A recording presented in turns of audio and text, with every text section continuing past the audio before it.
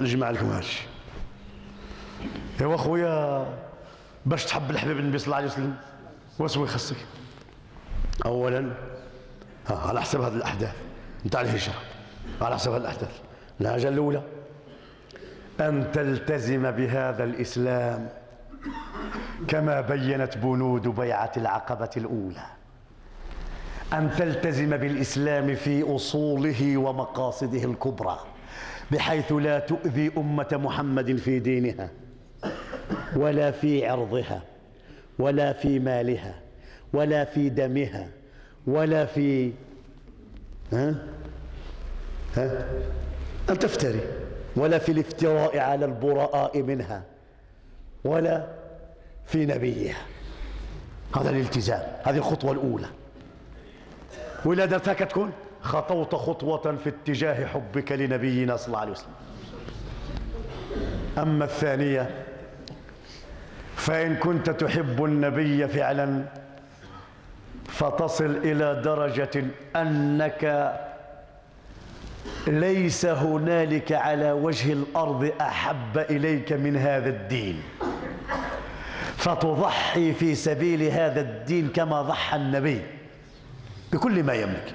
من اللي قال له ربي قم فأنذر وهو قائب يدعو إلى الله حتى أتاه اليقين صلى الله عليه وسلم.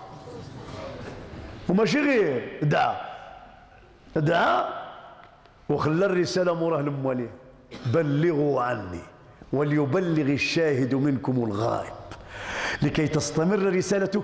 ولولا دعوته ما جلسنا هذه الليلة في القرن ال15 في هذا المسجد المبارك في العيون ونحن نتحدث عن حب الحبيب.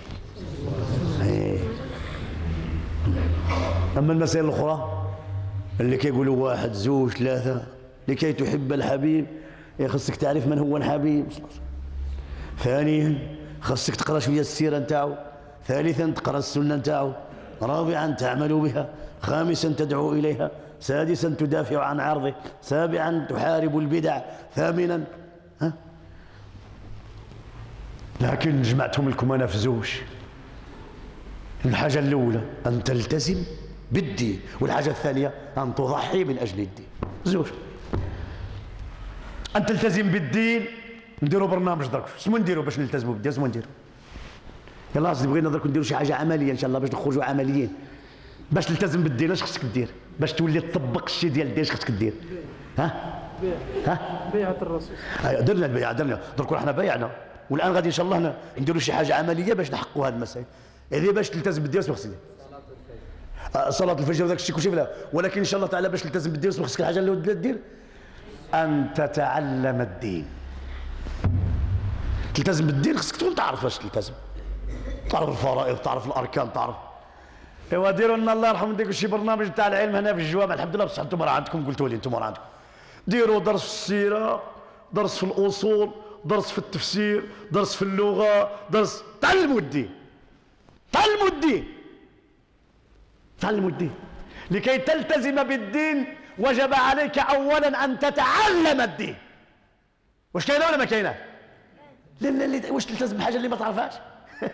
قال لك لا يحل لامرئ مسلم أن يقدم على فعل شيء حتى يعلم حكم الله فيه. وأول ما أنزل على رسوله اقرأ، ما قالوش في الأول صلي، ما قالوش الصوم، ما قالوش جاهد، لأن ما تصلي حتى تعرف كي دير تصلي، ما تجاهد حتى تعرف كي دير جاهد، ما تصوم حتى تعرف اسمه هو الصوم.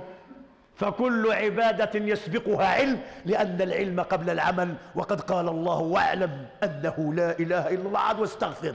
العلم قبل العمل كما كتب البخاري في صحيحه. العلم. إذا نديروا العلم هذا، نقول لكم غير العلم هذا غير حاجة واحدة. غادي ديروها في الجوامع. وفين ديروها أخر؟ صافي غير في المسجد وفي الديور يا أحبابي. لأن النبي في الفترة المكية كان يربي هذا الجيل الذي يحب التضحية من أجل الدين في دار تسمى دار الأرقم بن أبي الأرقم. افتح الدار نتاعك وزكيها، ديروا فيها شباب يجتمعوا تاع الحي، يديروا فيها قرآن يحفظوه، سنة يتعلموها، أحاديث من السيمانة للسيمانة، ويدير واحد الجلسة مع العائلة ديالو من السيمانة للسيمانة، يقراوا فيها الفاتحة، يشوفوا واش يعرفوا يقرا، يتعلموا الوضوء، يتعلموا الصلاة، يجيبوا صحيح، يجيبوا غير هذيك رياض الصالحين. كل واحد النهار يديروا واحد الباب تنور الدار، لأن الدار اللي ما يتقرا فيها قرآن تكوني ساكنينها الأبالسة الشياطن ما فيها بركة، فيها غير الزقا. ملي تدخلوا انت الزقا اسكت بنات الكاس ضرب فرت البراد جاتني واحد المرأة فيها قد كذا الكربون، قلت لها ما نقرر كذا، قال لي راجل يضربني بالبراد، قلت لها الحمد لله اللي صبغ البراد الا تكون القافوس. الجار تاعنا من ما تكشفوا بالقرآن يكون فيهم غيب ليش. نوروا بيوتكم بذكر الله بمجالس. قال رسول الله إذا مررتم برياض الجنة فارتعوا. قال وما رياض الجنة؟ قال مجالس الذكر، مجالس الذكر ديال العلم. هذه الأولى دير راسي دايره قلت لكم غير العلم، غير العلم في الجامعة وفي دارك. أما الثانية التضحية في سبيل الدين، وهي أن تضحي بوقتك شوية تعطيه للدعوة. إلا عندك شي لو تعطي شوية في سبيل الله بها، إلا عندك الدار شوية في سبيل الله، إلا عندك فلوس زايدين شوية في سبيل الله، إلا عندك فتضحي من أجل هذا الدين بما تستطيع لكي تلقى الله يوم القيامة وقد قمت بشيء يحسب لك إذا لقيت الله. فهمت أحبابي ولا ما فهمت؟ واضحة هذا الشيء أحباب؟ واش واضحة ولا ماشي واضحة؟ إلا ماشي واضحة راني نجلسوا غير الصباح.